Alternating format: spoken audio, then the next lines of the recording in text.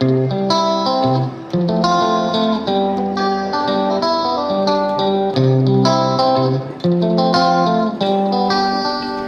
بيكم في قناة كروهوك ارت. عاملين ايه يا حلوين؟ يا رب دايما تبقوا بألف خير وبصحة وبسعادة. الفيديو اللي فات اشتغلنا مع بعضنا الشنطة دي وعرفنا تفاصيلها كلها. طبعا هحطها لكم دلوقتي في علامة الاي، او هتلاقوا لينك في صندوق الوصف تحت الفيديو، علشان لو محدش شاف الشنطة تشوفوا طريقتها معمولة ازاي بالظبط. ركزنا الفيديو اللي فات على الشنطة تبقى شكلها عاملة ازاي، والغرز وطريقتها وكل حاجة عرفناها. وقلنا الالعاب اللي على الشنطه دي هتنزل لكم بالتوالي كده ورا بعض. فحبيت ابدا باول حاجه الورده دي، وانا بعملها لقيت فيها شبه كبير جدا من ورده شي ان اللي طالعه موضه دلوقتي، اللي هي الورده الكليبس اللي بتتلبس في الشعر. فوانا بشتغلها حسيت ان دي شبهها قوي، فهتعجبكم جدا. ممكن تحطوها على الشنط، وممكن تبقى تحطوها على التيشيرتات بتاعتكم او ميداليه، او ممكن تحطوا لها كليبس شعر وتبقى توكة شعر برضو. هستخدم خيط اليزا ديفا، وطبعا اليزا ديفا بيبقى رفيع، فهستخدمه على فتلتين علشان يديني سمك حلو بتاع الخيط، يبقى زي سمك اليزا ديفا بلس. لو انت عندك ديفا بلس خلاص مش هتعملي الحركة دي يعني. وابرة كروشيه رقم 2 وابرة تنظيف، علشان هحتاج اني اشبك بيها اجزاء الوردة والمقص. طبعا دي كل الخامات اللي احنا محتاجينها. قبل ما نبدأ الفيديو، طبعا ميرسي جدا على كومنتاتكم الحلوة اللي دايما بتشجعني.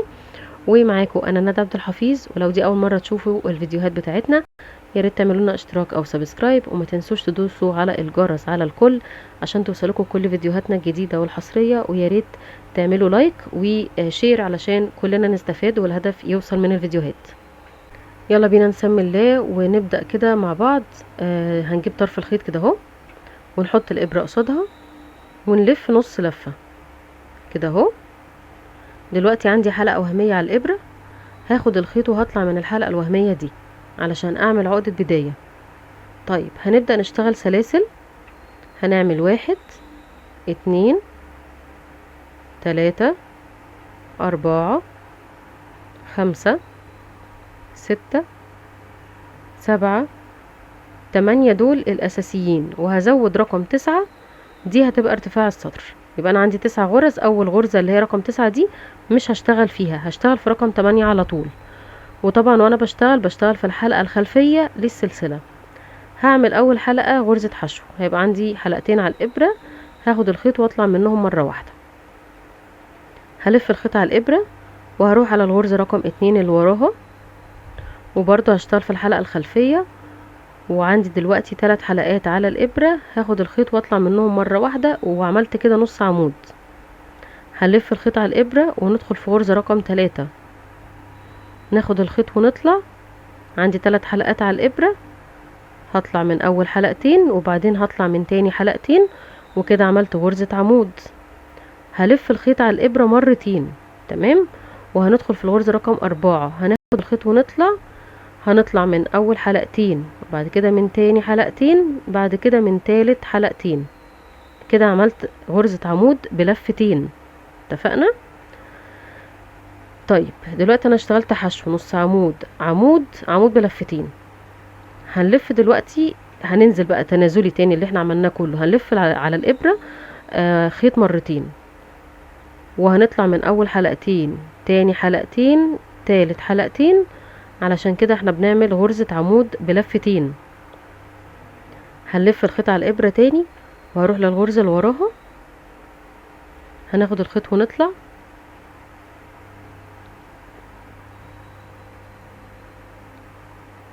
هنطلع من اول حلقتين وبعدين من تاني حلقتين. كده غرزة عمود بلفة، لفة واحدة بس.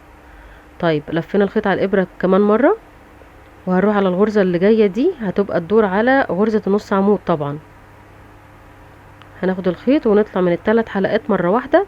كده عملنا نص عمود. مش هنلف الخيط على الابرة دلوقتي بقى، هندخل في الغرزة الاخيرة وهنعمل غرزة حشو. فهمتوا احنا عملنا ايه؟ يبقى احنا عملنا حشو، نص عمود، عمود بلفة، عمود بلفتين.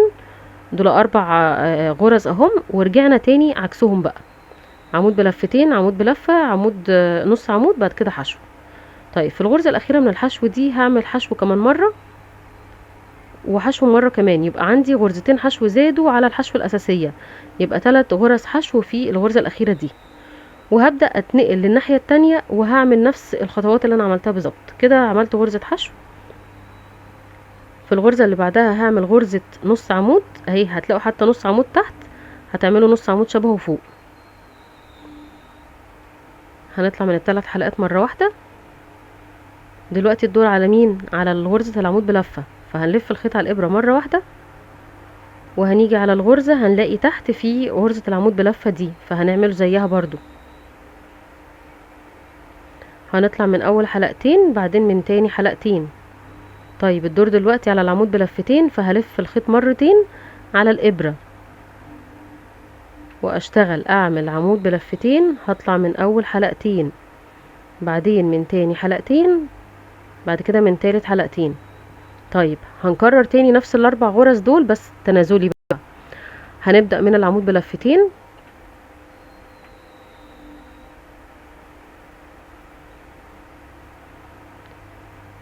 كده عمود بلفتين اهو، بعد كده عمود بلفة،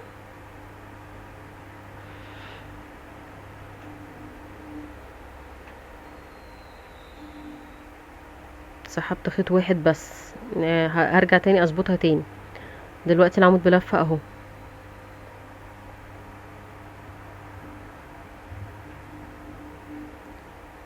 هنطلع من اول حلقتين بعد كده من تاني حلقتين. الدور دلوقتي على النص عمود، هنطلع من ال3 حلقات مرة واحدة. الغرزة الاخيرة بقى هتبقى حشو ديت، هنعمل حشو رقم 1 اهي وبس.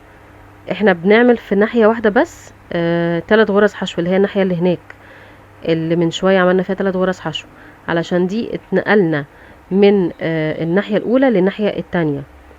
هنطول الخيط كده وهنقص، وهنطول الخيط دي في ورقة واحدة بس، يعني ال4 ورقات التانيين هنقص عادي وننضف عادي الخيط. يعني انا محتاجة ورقة واحدة بس فيهم هي اللي تبقى فيها خيط طويل. الخيط ده هو اللي هنخيط بيه ال5 ورقات مع بعض. انا محتاجة طبعا اكرر اللي انا عملته ده 5 مرات علشان يبقوا فيه 5 ورقات عندي. طيب دلوقتي عندي 5 ورقات اهم، منهم 4 احنا نضفنا فيهم الخيط خلاص، ورقم 5 دي فيها خيط طويل علشان هو ده اللي احنا هنثبت بيه الخيط ده، هنثبت بيه ال5 ورقات مع بعضهم.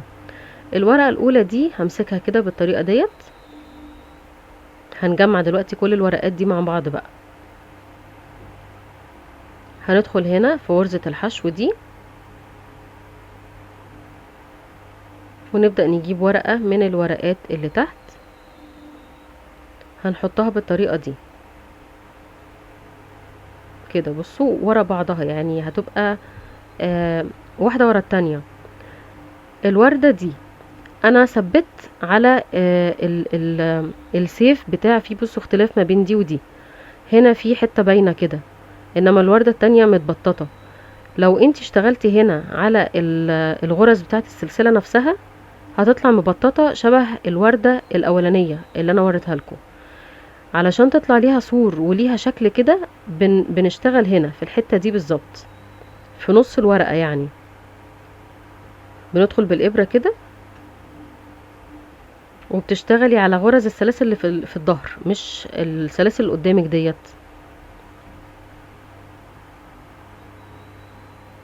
بصوا بنشتغل هنا في نص الورقة الاولانية دي، شايفينها؟ شايفين الابرة طلعت من فين؟ هنا بشتغل في النص برضو اهي. هتلاقي نفسك وانتي بتشتغلي من النص، انما من ورا انتي على السلاسل بتاعه الورقة اللي ورا. تمام؟ بصوا كده السلاسل دي اللي هشتغل عليها اهي، هدخل فيها اهي دلوقتي. هلاقي نفسي جيت في نص الورقة الاولانية دي، علشان عايزة يبقى في حتة طالعة فيها كده مدية شكل للورقة.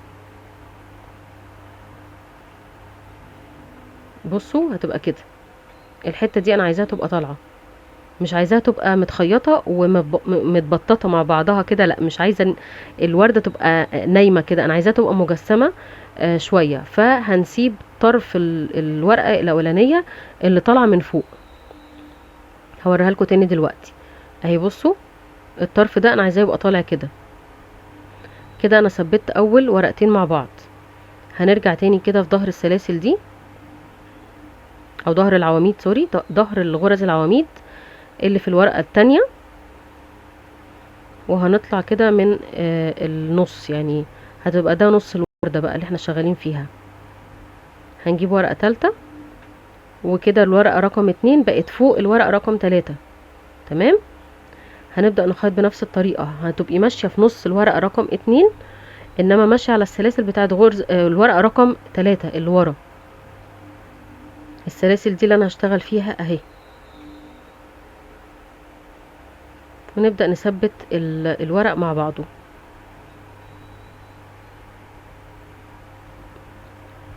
الابرة كانت وقعت فجبتها، معلش.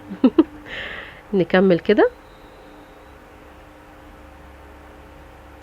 شايفينها ازاي بنخيطهم مع بعض؟ الخياطة هي اللي هتفرق معاكي في الشكل.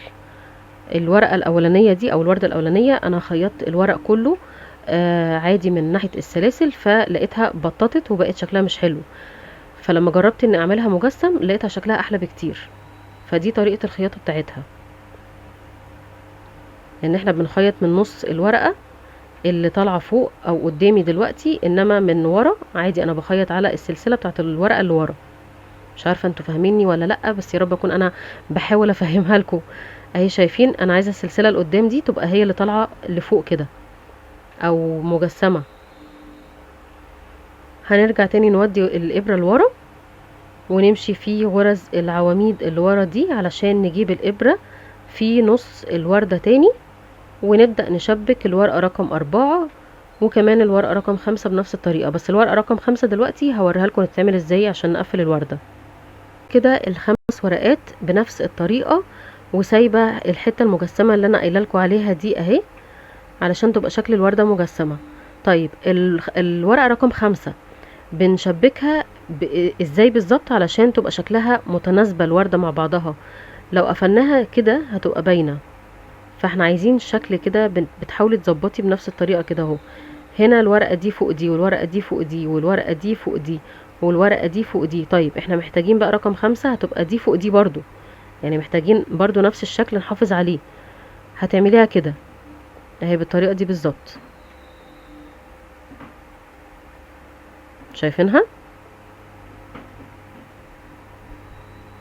بس وتبدأي تثبتي بقى برضو التثبيت بنفس الطريقة. بتطلعي من نص الوردة اللي هي قدامك او اللي باينة قدامنا دلوقتي، انما ماشيين على ايه احنا؟ ورا، على الجايد بتاعنا ورا الغرز السلسلة اللي من ورا، علشان برضو تبقى دي مجسمة هي كمان.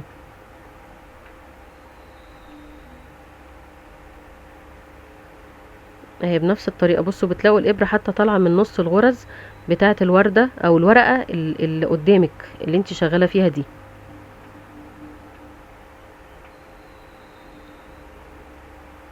طريقتها سهلة جدا، بس هي ايه يعني، عيدي الفيديو مرة واتنين هتفهمي انتي ماشية ازاي. يعني انتي بتعيدي الفيديو مش لوحده، بتعيدي الفيديو وانتي بتشتغلي معاها، فهتعرفي ازاي بالظبط الطريقة بتاعته ماشية، او هتفهمي الوردة ماشية ازاي. طريقتها سهلة جدا، بس محتاجة ان انتي تركزي انتي هتخيطي فين، علشان بناء على خياطتك هتطلع الوردة شكلها مظبوطة ومجسمة، او هتطلع مسطحة كلها على بعضها. بلاش مبططة، دي شكلها مش باينة الكلمة. هتطلع الوردة بتاعتك مسطحة زيادة عن اللزوم، واحنا مش عايزينها تبقى مسطحة كده، احنا عايزين تبقى فيها شكل مجسم شوية عشان تبقى شكلها باينة. هنبدأ هنا في النص، هنقفل شوية. لو انتي عندك فراغ في النص او عندك فتحة في النص ما بين الورقات هتقفليها بالطريقة دي. هتاخدي من ورقة اولى للورقة التالتة، ومن الورقة التالتة للورقة الرابعة كده، هتفضلي بتشبكي الورق كله مع بعضه. وطبعا الخيط الزيادة هتروحي عاملاه في الحشو في النص الغرز، وتنضفي الخيط بتاعك. وقبل ما ننضف الخيط هنعمل عقدة صغيرة كده علشان نضمن ان هي ما تفكش. لو انت هتعمليها مثلا لتوك لاطفال صغيرين مثلا او ميداليات لاطفال فممكن تفك، فهنعمل عقدة احتياطي بس، وننضف كده في وسط الغرز وخلاص. كده الوردة بتاعتك خلصت.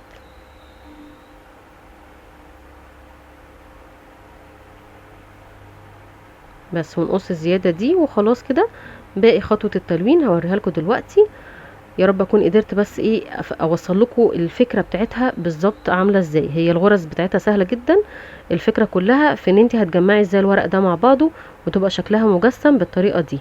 انا عايزة دول يبقوا باينين كده، شايفينهم كده لنهاية الفيديو بتاعنا. ازيكم عاملين ايه؟ انت عاملة ايه يا قلبي؟ الحمد لله. يا رب دايما يا مكتي. شكرا. بصوا كده، في مرحلة تلوين الوردة انا بستخدم الالوان دي. دي الوان شمع. كانت جارتنا ربنا يرحمها يا رب ويحسن اليها ويجعل مأواها الجنة يا رب. طنط فاتن كانت جايبها لنا من قطر، فاكيد اكيد هتبقى موجودة في المكتبات الكبيرة هنا اهو. زي المكتبة اسمها ايه اللي انت كنت جايبة منها ألوان. مكتبة الوان. كانت مريم جايبة منها الوان اكليريك في القاهرة وفي اسكندرية، في ليها كذا فرع مكتبة الوان، فممكن تلاقوا عندها. مش عارفة بصراحة، انا ما سألتش، بس اكيد هتلاقوا عندها لان بتجيب كل الالوان المستوردة. اللي هي البابيو والالوان المستورده بتاعت القماش. بيبيو. ايوه بيبيو اسمها ايه.